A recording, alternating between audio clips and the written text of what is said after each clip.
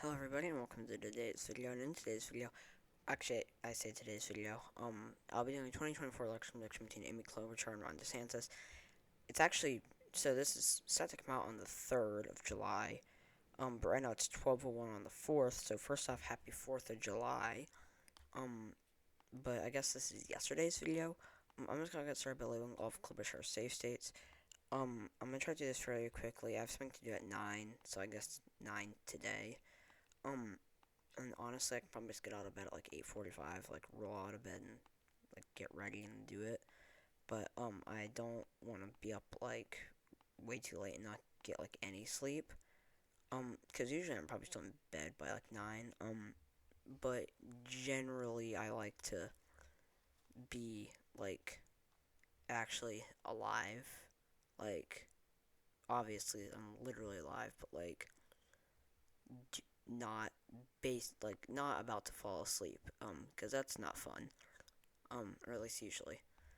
Um, so I'm gonna try to do this fairly quickly. I say it while I'm talking about that, so that was kind of counterproductive. Anyways, in New Mexico, Klobuchar's gonna do well enough with the working class. She's gonna struggle to do well with the Hispanic Latino vote, though, so she'll probably win it by less. Minnesota, it's her home state. She's gonna do pretty well there. Do pretty well with the working class. I think DeSantis is decent for the rural vote, but I think that Klobuchar is abnormally strong for a Democrat with like the Midwestern rural vote. So I think that she'll probably do pretty well there. Also, once again, it is her home state, Virginia. I think she's probably gonna struggle in like the DC sub. Actually, I could see her doing well in the DC suburbs, and she's also gonna struggle with the black vote. Whereas DeSantis is gonna do worse with the rural vote, but still do well enough, or turn out less rural voters, but still do well enough. So it'll probably be a narrow margin victory. May not large. It's pretty inelastic, but I see Klobuchar being strong enough for the white rural college educated vote. I also see DeSantis being a pretty strong candidate for the white rural college educated vote. So it'll probably be a fairly similar margin as in 2020. For DeSantis' likely states, he gets Kansas, Missouri, Iowa, Indiana, Ohio, South Carolina, Alaska, and Maine second. So that's almost as many likely states as safe states. In Kansas, Klobuchar is gonna do pretty well with the rural vote. He's gonna turn out less rural voters. And the suburbs are going to continue to shift to the left. I've made videos discussing DeSantis' strength in the suburbs. I think it's pretty decent, but it's not phenomenal. So he'll still probably the suburbs will continue to shift to the left. Missouri, he's not going to be able to turn out, or he won't turn out the rural vote necessary. I say he's not going to be able to. He's able to. He just won't. Whereas Klobuchar is pretty strong for once again like that white rural Midwestern vote, or I guess that Midwestern vote. Typically white rural farmers, I would think. In Iowa, fairly similar thing. It's going to shift to the left, but it's too large of a margin of victory from Trump for it to shift to being lean. It'll be like a low likely, probably like R+6 or R+5. Indiana, Klobuchar is going to do well enough for the working class. Actually, DeSantis rather would do worse for the working class. Though I could see Klobuchar having trouble turning out a lot of voters in all these bigger cities. But I think she's still going to do pretty well with the Midwestern rural vote. Ohio, fairly similar thing as Iowa.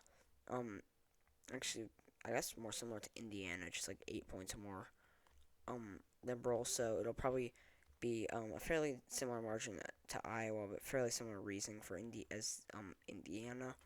Main second, I think DeSantis has enough populist appeal. I think Klobuchar is going to do better, and probably DeSantis will carry it by like a very low likely, but a likely nonetheless. South Carolina, Ron DeSantis is going to turn out less rural voters, but Klobuchar is going to like struggle to turn out black voters, which is probably going to shift it to the right. Alaska, we're going to see more and more Native American voters turning out, which is going to shift it to the left which is going to shift it to the left regardless. But I see Klobuchar also doing fairly well with oil workers for Klobuchar's lean states. She gets Nevada, Wisconsin, Michigan, Nebraska second, and Pennsylvania and New Hampshire. Nevada, DeSantis won't turn out as many rural voters, whereas she'll probably do worse with the Hispanic Latino vote, so it'll probably shift to the right. Because she's not going to be able to turn out enough she won't turn out enough Hispanic Latino voters, whereas DeSantis is actually fairly decent for the Hispanic Latino vote. Nebraska second. DeSantis is pretty decent in the suburbs. He's not amazing. He's actually pretty bad, but I think I see him doing well enough. Honestly, this could be likely.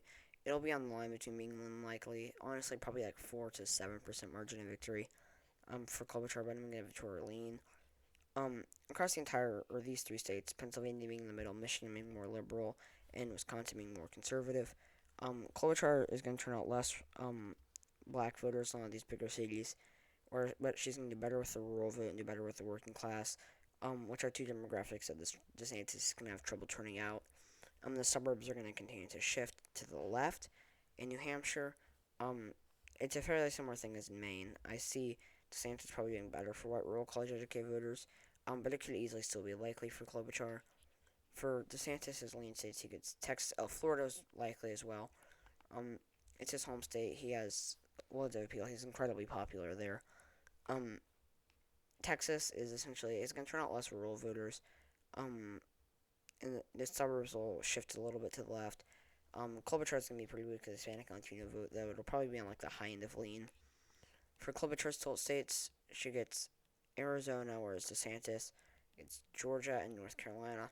Arizona's kind of a toss up, but it's tilting to Klobuchar. In North Carolina, it's going to be a high tilt, almost lean. I just see Klobuchar doing well enough in the suburbs and well enough with the working class to keep it tilt, or to move it down to tilt. But DeSantis is going to turn out less rural voters, nor so the working class, whereas Klobuchar is going to really struggle to turn out black voters. But she's going to do well enough for the working class and do well enough in the suburbs to the point where it's still a high tilt as opposed to lean. Georgia, this is going to be more narrow than North Carolina, but less narrow than Arizona. She's once again going to struggle to turn out black voters, and she's not going to do very well in the diversifying Atlanta suburbs. Whereas DeSantis will turn out less white rural voters, but still turn out enough to carry it. And in Arizona, DeSantis, I think he has some appeal to the traditionally conservative suburbs.